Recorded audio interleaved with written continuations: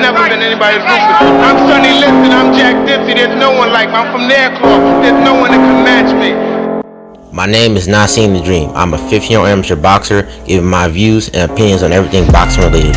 I'm here to give you guys consistent, reliable, unbiased commentary. Boxing is my passion, slaying trolls is my hobby. Hope you enjoy. Like, comment, and subscribe. Do you think Crawford still wins that fight based on what you saw in that Spence fight? Well, I don't know. Again,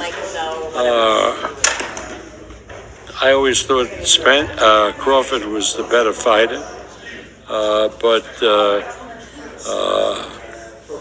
I don't know where Crawford's head is at. To fight at that level that Spence showed, you have to have a clear head and make the right decisions. And I don't know if Terrence is capable of that anymore. As in shown in that clip, Bob Arum, he says that Terrence Crawford is not mentally capable and not mentally right in order to compete at the high level that Errol Spence Jr. was when he was fighting Jordanis Ugas. What do I think about this? I think that Bob Arum sounds like a bitter ex-man. This dude is bitter over the fact that Terrence Crawford, he left you to become a free agent and to pursue greater opportunities. Bob Arum has screwed Terrence Crawford over for his entire career. He's never able to get Terrence Crawford the best fights, and that's partially Terrence Crawford's fault for re-signing with Bob Arum. But for the most part, we've seen Bob Arum saying things like, I could build a house with the money I've lost on Terrence Crawford. Terrence Crawford's not worth the money. He's not an exciting fighter. Just completely dissing Terrence Crawford, and to say that he's not mentally capable is absolutely ridiculous, considering that he's beaten Victor Postol, Julius Ndago, Sean Porter, Yorikis Gamboa, and many other fighters, even though a lot of those fighters are, decent opposition, but not necessarily the greatest. Those fights are still good, and he still had to go through adversity to win those fights, okay? We seen the Gamboa fight, he came back after getting hurt. The Sean Porter fight, he came back after having a competitive fight, but he was losing that fight. And then we seen in the 10th round where he stopped Sean Porter, and this was due to, Bomac essentially lighting a fire under Terrence Crawford, telling him that he was down. And we see the mental strength from Terrence Crawford and the ability to make adjustments and get Sean Porter out of there. And that's something that no fighter's been able to do, not even Errol Spence Jr., Kell Brook, and Keith Thurman. That's absolutely impressive to do. To be an undisputed champion, 140 pounds, is an impressive thing to do. To be 3 division champions is another impressive thing to do. All right, you need to have mental strength and mental capacity to do these things. And so for Bob Arum to say this stuff, it just shows me that he's still mad over the fact that Bud left him, because, like I said, Terrence Crawford's been screwed over by Bud.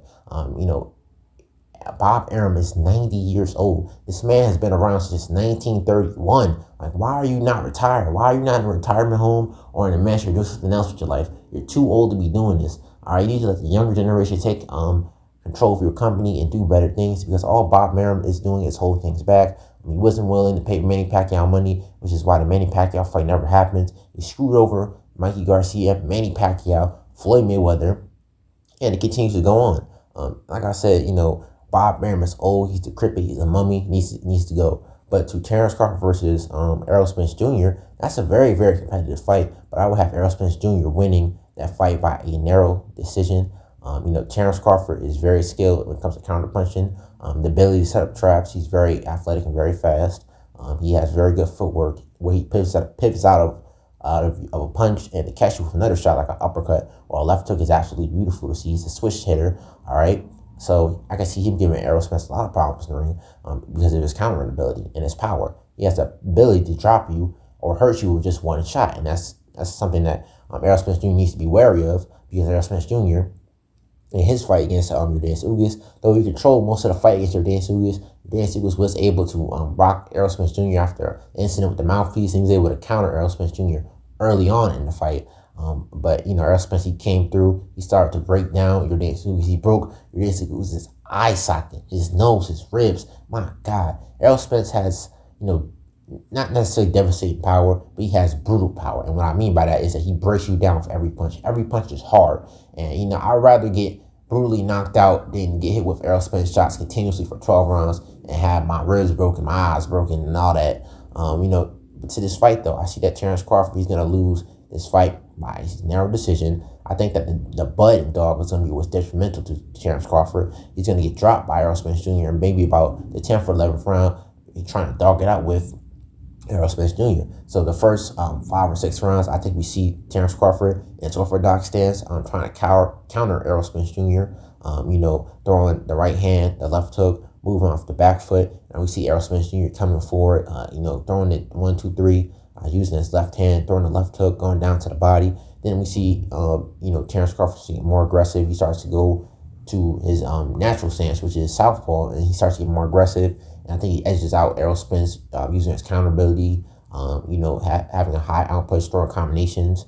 But I see Errol Spence being able to counter Terrence Crawford because Terrence Crawford is also he leaves himself open in some of these exchanges, and that's why I think he's going to get dropped by Errol Spence Jr. in the later half of that fight. But this is going to be a very, very, very competitive fight between two very talented fighters. I really would like to see this fight happen, though. We've been wanting this fight to happen for years. The fans, both fighters need to just put aside their egos and make the fight happen.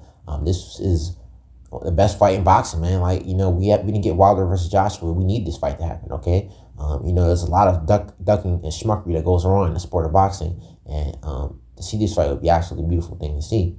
But in final, I still have Errol Spence win this fight. I think he's a more fundamentally solid fighter, but I think he's going to struggle with the counterpunching ability of Terrence Crawford. But I think he's going to make adjustments to drop Terrence Crawford. But Errol Spence Jr. has to be careful because he cannot get sloppy like he did in the earlier half of that fight with Yordenis Ugas, because Terrence Crawford definitely has the power to hurt and possibly even drop or stop Errol Spence Jr.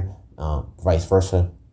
Like I said, this fight, if it happens, what I think it is, it can inspire other fighters to stop ducking each other. It can inspire other fighters to start taking risks, to stop trying to be undefeated all the time. The Ryan Garcias, it can inspire fighters like, Tank and Gervonta Davis to rise out of his shell and, fight Devin Haney, or Devin Haney get more opportunities and get more black fighters opportunities. These fighters are, two undefeated black fighters. That's a huge thing in the sport of boxing, because we often see black fighters get screwed over. And to see this would just be a message that, you can do it. And, this fight really needs to happen, though. It's because it's the best fight and the best. Both these fighters are pound for pound. Errol Spence Jr. is a 3-belt champion.